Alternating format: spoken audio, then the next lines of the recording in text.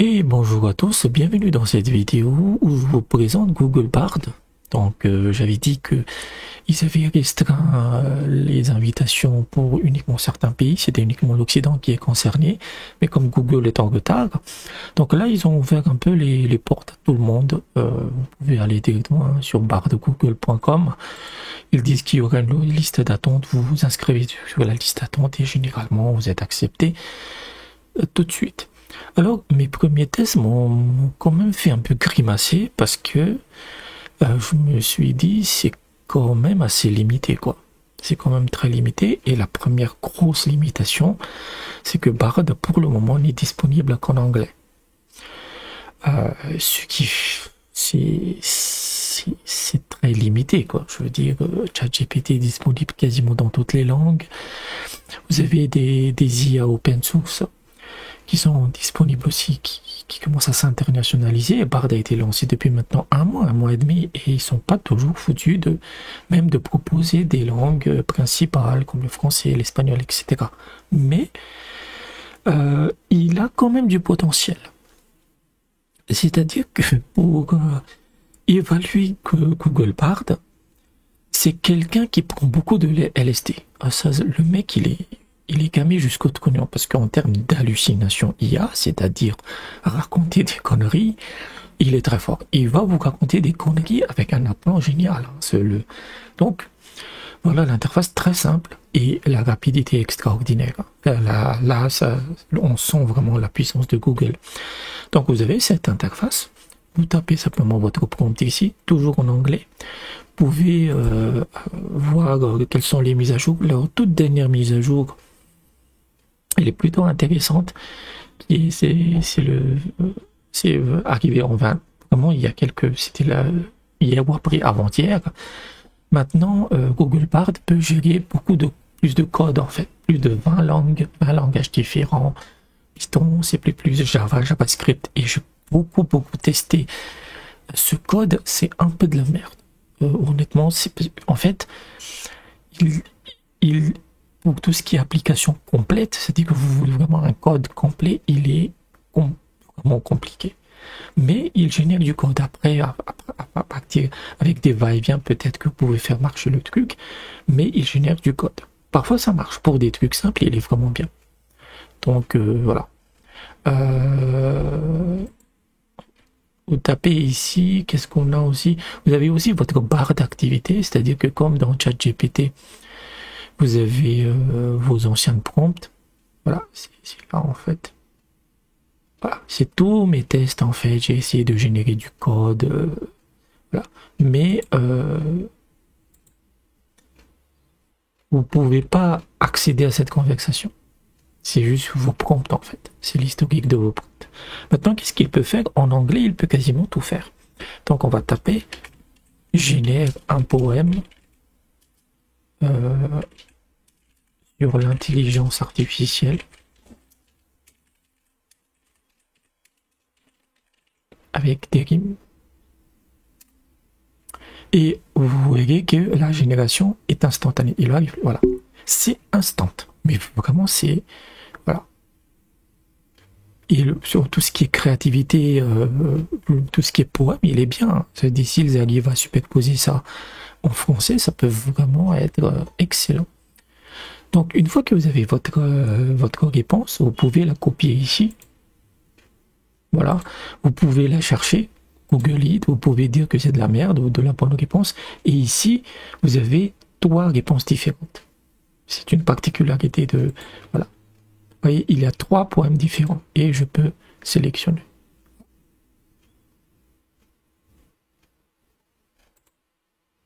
Trois poèmes différents.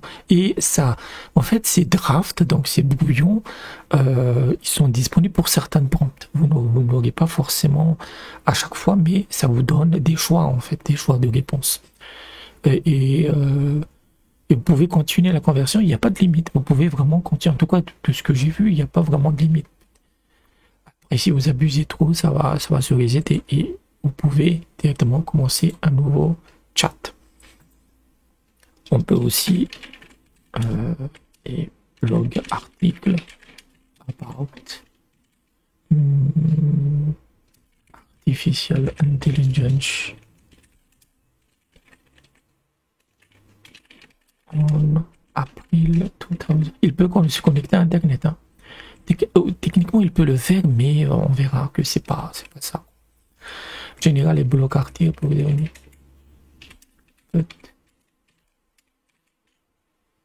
Et correct heading of each paragraphe. On va voir ce qu'il propose.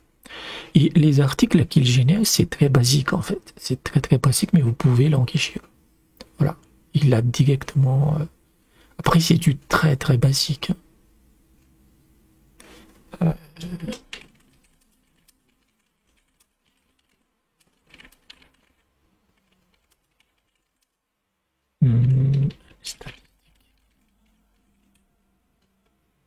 And from values figure in AI.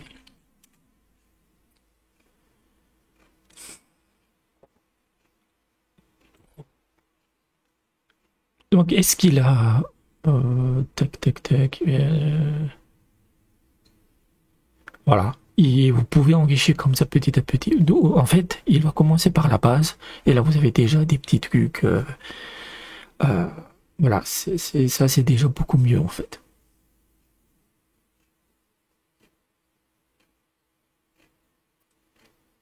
Voilà.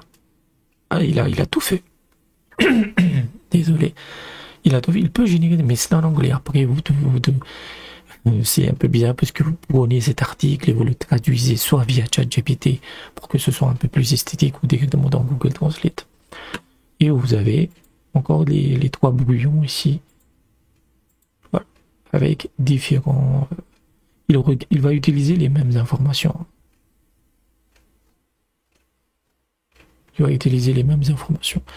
Ensuite, qu'est-ce qu'on a on va commencer à générer du code. Donc, je peux vous montrer. Je lui ai demandé, en fait, voilà, cette page-là.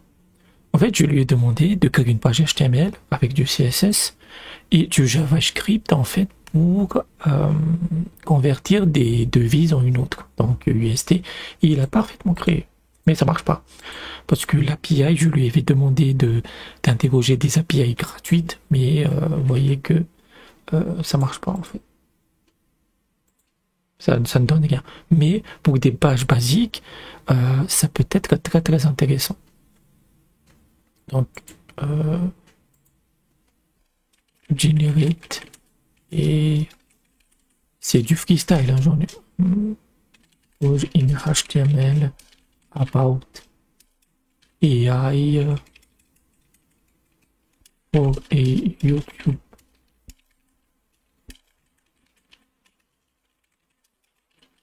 channel.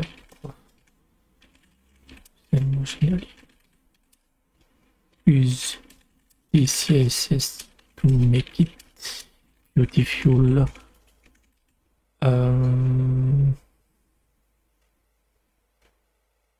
Ouais, on va voir ce qu'il propose.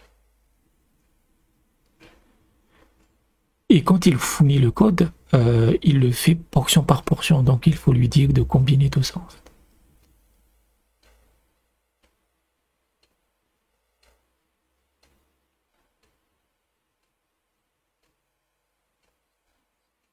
Oui, là il a mis les CSS les CSS inside the HTML code. Bon. Je pense que après le HTML c'est quelque chose de très facile. Hein. Très facile. Est-ce qu'il a mis, voilà. On va copier ça, hop. Ça c'est le truc de mon nom. Hop.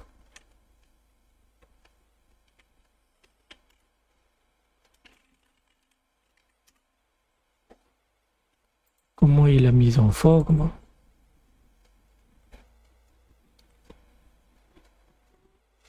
Voilà. Mais qu'est-ce qu'il a fait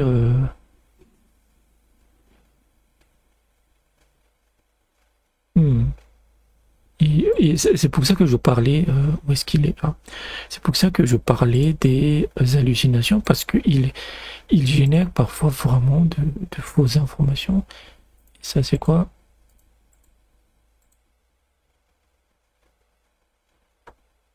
Ok. C'était. Qu'est-ce qu'il a fait? En fait, je pense qu'il a juste regardé AI, en fait, il a fait dans le moteur de recherche. Mais, vous voyez, en 5 secondes, j'ai ma page HTML. Voilà. Voilà. C'est parfait. C'est parfait. Et c'est là qu'on va s'amuser, et c'est là où vous montez, vous allez voir que il fume du LSD. Donc, hop, c'est surtout pour les personnalités.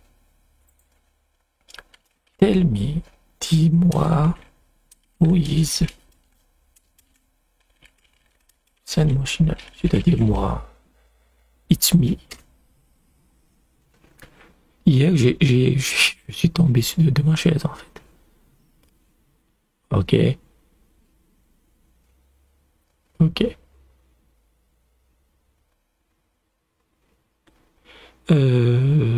En fait, hier, il avait dit que j'étais un franco-algérien, parce qu'en fait, il a analysé le nom, en fait. Donc là, il dit que je suis un écrivain français, d'accord, ça c'est vrai. Un blogueur, oui. Un chercheur dans l'intelligence artificielle, non. Il est l'écrivain d'auteur de plusieurs livres sur l'IA, la machine qui nous ment, c'est pas moi qui l'ai écrit. La guerre des intelligences, non. On va voir s'il a vraiment, il y a un livre comme ça, en fait. Non, ça n'existe pas. Et ça,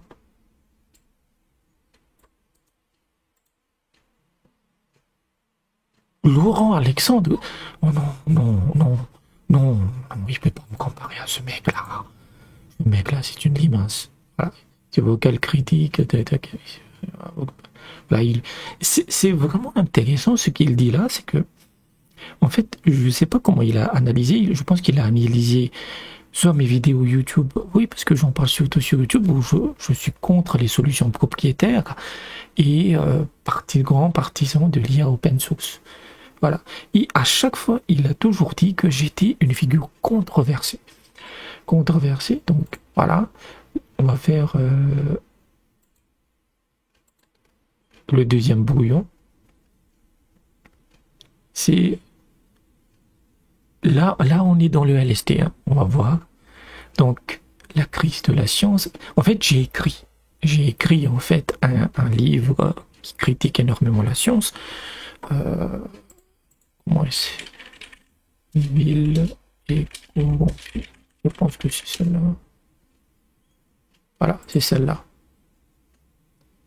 Et évidemment, c'est indexé par Google, en fait. Voilà, ça c'est mon livre, en fait. Je vous recommande de l'acheter, ça me fera des sous. Et en fait, il a totalement réécrit le truc. Il a totalement inventé. La crise de la science, ça ne doit pas exister. Il y a pas de livre, il y a des papiers, et ça, l'IA au service du peuple. Ok. Il invente, mais assez démentiel. Et Google le dit, hein, c'est qu'il invente. Mais là, c'est... Voilà. Et sur mon CV, c'est du n'importe quoi. Je veux dire, je suis né en France en 70, non, 82, à Madagascar. J'ai étudié l'informatique à l'école polytechnique fédérale de Lausanne. J'ai travaillé comme ingénieur logiciel pendant plusieurs années avant de devenir un écrivain à temps plein. Il est un membre de l'Open Source Initiative et de l'Electronic Frontier Foundation, c'est nom aussi. Et c'est un conférencier régulier dans les domaines de la science et de la technologie. Il raconte, mais vraiment n'importe quoi. Hop. Et là, qu'est-ce qu'il a fait? Voilà. Le site, il existe. Là, en fait, il base toujours sur ça, en fait. Voilà. Là, il dit, voilà, je suis un grand critique de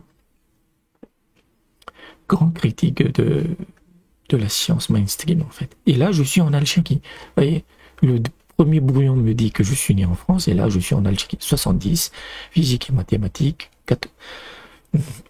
Là, je suis même au CNRS. J'aimerais quand même mais mon salaire de chercheur. Voilà. C'est, voilà. Vraiment, ne faites pas confiance à Bard. C'est quelqu'un qui chante beaucoup, mais qui chante faux. Mais je lui trouve beaucoup plus de potentiel dans le sens où, premièrement, j'ai pas de limite en termes techniques. J'ai vraiment pas de limite. Vous pouvez faire autant de réponses et de feedback que vous voulez. Je vais vous montrer un autre truc. Hop, pour le test du code, en fait, j'avais tenté de créer une application Python, graphique en Python, qui peut interagir directement à l'API de l'OpenAI. J'ai déjà une petite application que j'ai créée avec Bing Chat, avec beaucoup de feedback, en fait, et j'avais tenté de faire la même chose avec Bard.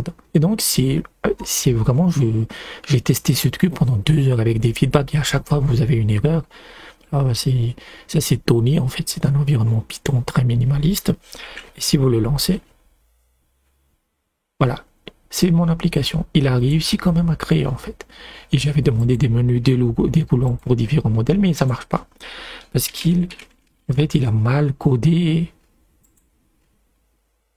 Voilà, il dit erreur 401. Ça, c'est lié à ma clé que j'avais pas encore mis, mais c'est vraiment l'interrogation, en fait, de l'API, parce que même quand j'ai la bonne clé, il donne une erreur 404. Et il a réussi à le faire avec beaucoup de feedback, hein.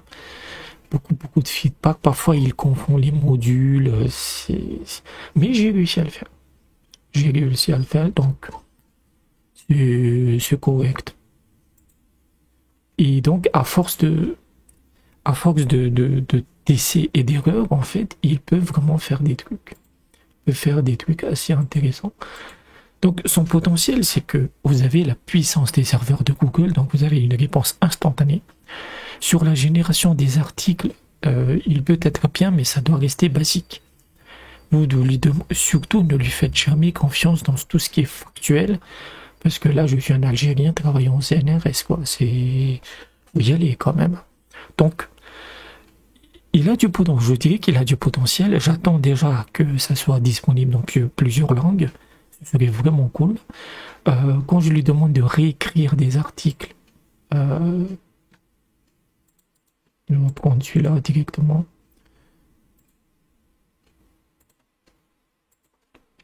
Generate et news article à Z en URL.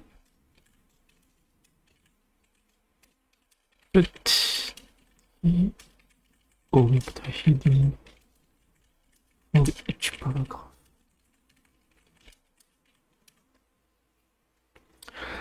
Et voilà, sur les articles, par exemple, il peut pas forcément les reproduire à l'intégralité. Il a encore inventé. Là, il me confond avec Michel Onfray, alors que c'est clairement indiqué que c'est moi, là. C'est fou, ça.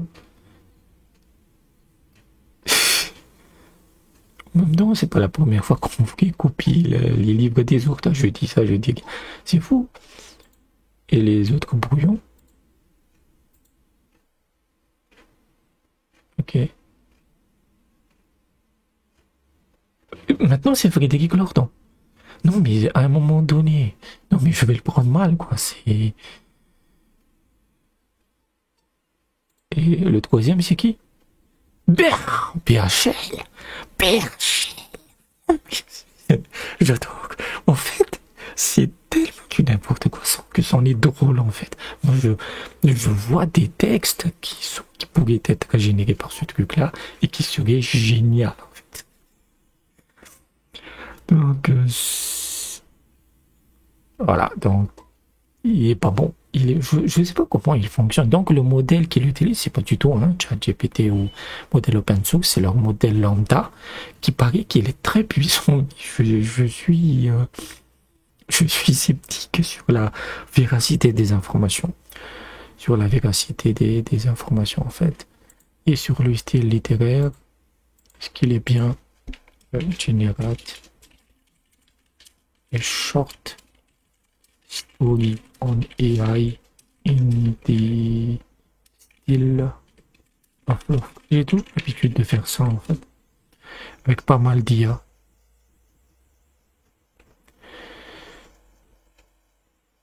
Ok. Voilà, il arrive à le faire. Il peut reproduire quand même des styles littéraires, ça c'est cool en fait. Donc, en fait, il y a des points négatifs sur justement l'absence de langue, la véracité des informations. Ne lui faites pas vraiment confiance en fait. Surtout, il le dit avec un aplomb absolu, c'est-à-dire que je lui donne une URL, le nom de l'auteur est parfaitement inscrit dessus, il arrive à inventer. Donc là, doit vraiment travailler la véracité de l'information sur le code. Il y a déjà des débuts, j'ai quand même des bons résultats, mais il y a beaucoup de feedback. Vous lui donnez une erreur, il corrige, vous lui donnez la seconde erreur, etc. Et ça peut marcher à la fin, en fait. Donc voilà mon avis sur Google Bard. Il est bien pour tester, il est bien pour rigoler un bon coup, mais comme outil de travail, je ne sais pas. Il faudrait beaucoup faire de feedback, de prompts de va-et-vient pour enrichir par exemple un article, pour créer du contenu, etc. Donc voilà, aujourd'hui tout le monde, je pense, y a accès. Donc même un mec comme moi y a accès, donc vous pouvez tester. C'est en anglais, si vous maîtrisez pas l'anglais, vous pouvez vous créez vos prompts dans Google Translate et vous les traduisez, ça marchera. Donc j'espère que vous avez apprécié la vidéo. N'hésitez pas à laisser un pouce bleu, n'hésitez pas à vous abonner à la chaîne, c'est important. Et je vous dis peut-être à bientôt.